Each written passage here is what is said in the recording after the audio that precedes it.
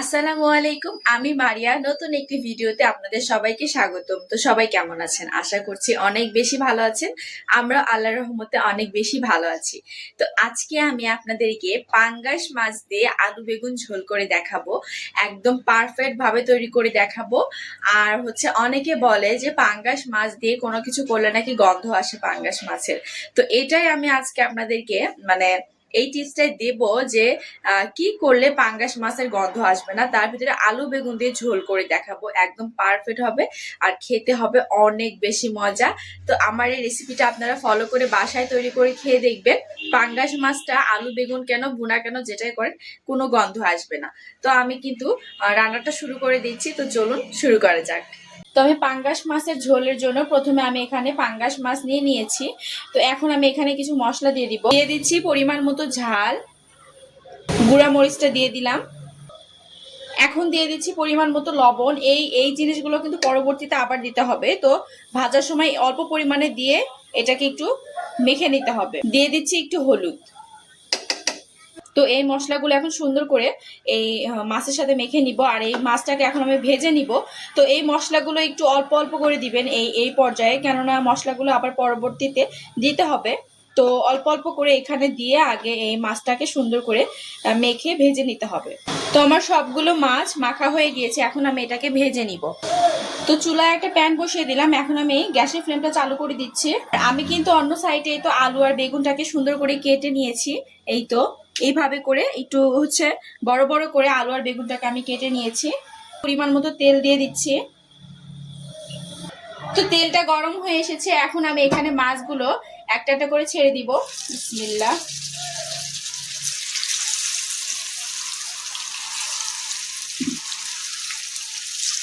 এই তো আমি সবগুলো মাছ দিয়ে দিলাম। তো মাছটার কিন্তু একদিকে ভাজা হয়ে গিয়েছে, আমি উল্টে দিচ্ছি। এই তো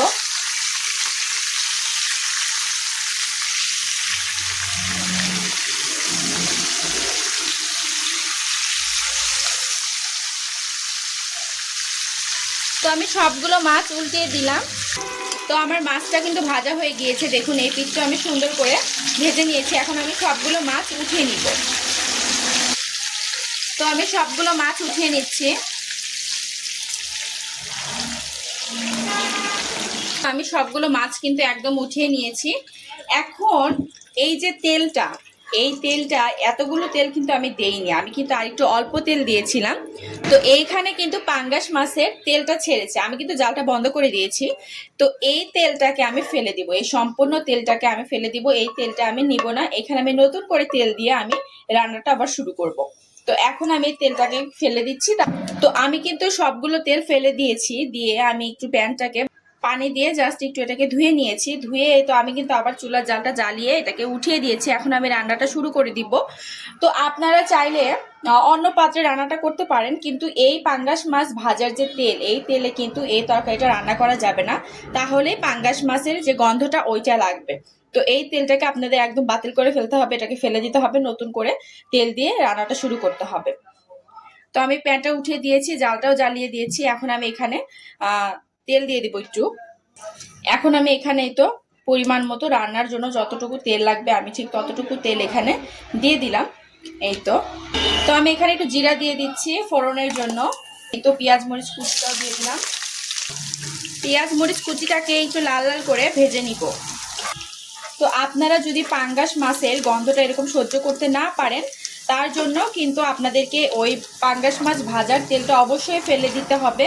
ওইটা দিয়ে তো অন্য কোনো তরকারি রান্না করা যাবেই না, ওটা ফেলে দিতে হবে। নতুন করে এতে এইভাবে তেল দিয়ে রান্না করতে হবে, তাহলেই কিন্তু আপনারা পাঙ্গাস মাছের কোনো গন্ধ পাবেন না। যারা পাঙ্গাস মাছ খান না তারাও এইভাবে করে তরকারি রান্না করলে খেতে পারবেন।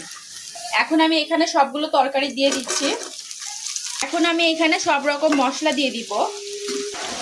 দিয়ে দিচ্ছি পরিমাণ মতো আদা রসুন বাটা, দিয়ে দিচ্ছি স্বাদ মতো লবণ, যে যেমন লবণ খেতে পছন্দ করেন। দিয়ে দিচ্ছি একটু হলুদ, আর দিয়ে দিচ্ছি ভেজে রাখা জিরার গুঁড়া। এখন আমি সবগুলো তরকারি মশলার সাথে একদম ভালো করে একটু কষিয়ে নিব। মশলার সাথে তরকারিগুলোকে ভালো করে মিক্স করে দিয়েছি। এখন আমি এখানে কষানোর জন্য পানি দিয়ে দিচ্ছি। এই তো পরিমাণ মতো আমি পানিটা দিয়ে দিলাম, ঢাকনাটা দিয়ে দিচ্ছি। এই তো তরকারিটা কিন্তু কষানো হয়ে গিয়েছে, পানিটা শুকিয়ে এসেছে দেখেন। তো এখন আমি এখানে দিয়ে দিব ঝোলের জন্য পানি। তো আমি ঝোলের জন্য পানিটা দিয়ে দিচ্ছি। আজকে আমি ঝোলটা বেশি রাখবো, তো আমি আরেকটু পানি দিয়ে দিলাম। এখন এটাকে আমি আবারও ঢাকনা দিয়ে ঢেকে দিব। তো তরকারিতে বলক এসেছে। এখন আমি এখানে যে ভেজে রাখা যে পাঙ্গাস মাছগুলো, এই তো পাঙ্গাস মাছগুলো এখন আমি এই সবগুলো এখানে দিয়ে দিব। এই তো আমি সবগুলো মাছ পরপর দিয়ে দিচ্ছি। আমার তো এখনই দেখে খেতে মন চাচ্ছে, এত সুন্দর একটা গন্ধ আসছে, আর মানে কি বলবো, অনেক ভালো লাগছে দেখতে কালারটাও। তো এখন আমি এটাকে একটু উল্টে পাল্টে নিচ্ছি মাছটাকে তরকারির সাথে। এখন আমি ঢাকনাটা আবারও দিয়ে দিচ্ছি। তো আমার তরকারিটা কিন্তু হয়ে গিয়েছে। আমি আর ঝোলটা কমাবো না, আমি আজকে একটু ঝোলটা বেশি রাখবো, আমি তো বললামই। তো এখনই আমি জালটা বন্ধ করে দিচ্ছি। তো জালটা বন্ধ করে দিলাম। এই তো আমি এরকমই ঝোলটা রেখেছি, আর তরকারিটা কিন্তু হয়ে গিয়েছে। এই তো আমি তরকারিটাকে সুন্দর করে বাটিতে একদম ঢেলে নিয়েছি, আর দেখুন দেখতে কতটা সুন্দর হয়েছে, খেতেও কিন্তু অনেক বেশি মজা হয়েছে। এই তরকারিটা যে পাঙ্গাস মাছ দিয়ে রান্না করেছে এটা কিন্তু বোঝাই যাচ্ছে না, কোনো গন্ধ নেই। যারা পাঙ্গাস মাছ খেতে পারে না তারা এইভাবে তরকারি রান্না করে দিলে বুঝতেই পারবে না যে এটা কি দিয়ে রান্না করা হয়েছে। তো আপনারাও কিন্তু চাইলে এইভাবে লোভনীয় স্বাদের পাঙ্গাস মাছ দিয়ে আলু বেগুনের ঝোল সহজে খুব ইজি ভাবে আমি যে টিপসগুলো দিয়েছি ওই টিপসগুলো ফলো করে তাহলে কিন্তু অনেক বেশি মজা হবে, দুর্দান্ত মজা হবে।